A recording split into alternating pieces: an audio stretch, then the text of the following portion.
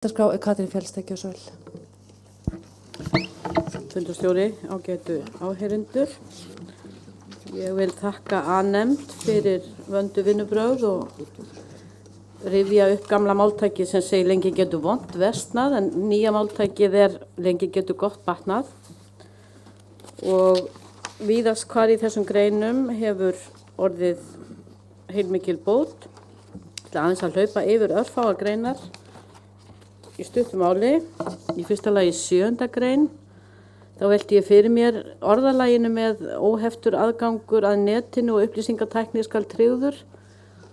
Í mikilli tækni framför og hraðri í heiminum getur þetta orðið kannski svolítið broslegt eftir áratugi þegar netið horfið og komið eitthvað allt annað, alveg eins og við værum að tala faxtæki fyrir 20 árum. En hugmyndin og hugsunin ágæt. Ég ekki viss að orðið net standist endilega tímans tönn. Í 12. grein ég sammála Gísla Tryggvasyni að það væri æskilegt að hafa orðið vopnlausir með í greininni, en greinin hefur tekið framförum og ég í sjálfu sér ánægð með hana. Það fundarfrelsi. Ég fagna líka viðbót í 14. grein rétt flóttamanna og hælisleitanda og tel að það sé mjög til bóta að kveða á slíkt í mannréttindakaflanum. Þá það 25. grein menningarverðmæti.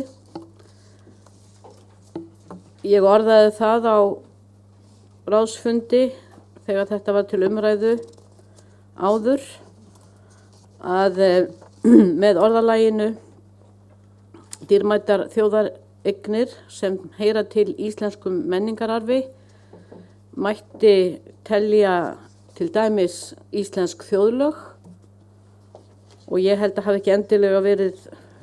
menn hafi ekki endilega verið að hugsa tónlistina í þessu, en íslensk þjóðlög eru þjóðararfur og menningararfur okkar, og í öllum löndum eru þjóðlög grunnur að öðrum tónverkum, og það þýðir það útsetningar og tónverk sem eru samin í stíl þjóðlaga og eitthvað tekin úr þeim.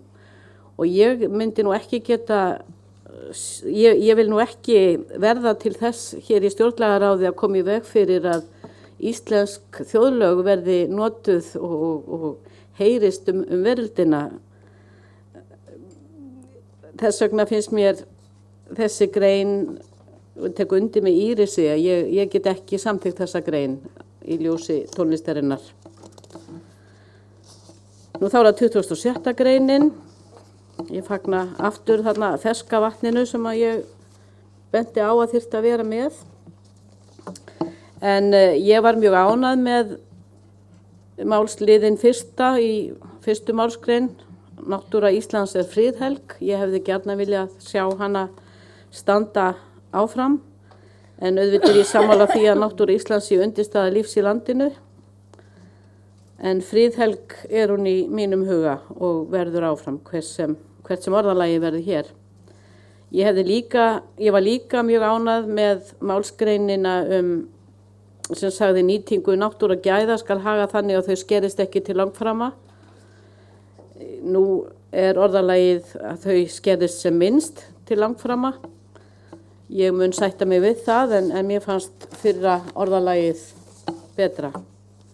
Í 27. grein mjög gott að fá orðalagið sjálfbæra þróun inn í staðinn fyrir sjálfbærni.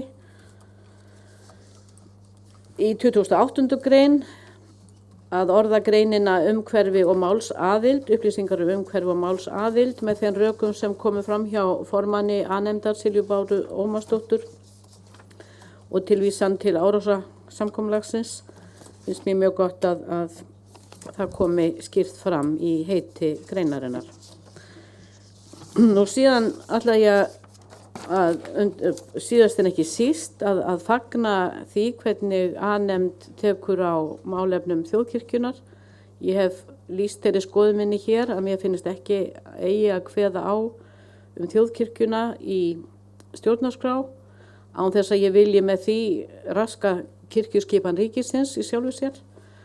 en mjög sátt við það hvernig A-nefnd hefur á mjög diplomatískan hátt og miklu viti orðað þetta og það mér mjög til þægðar og takk fyrir þetta.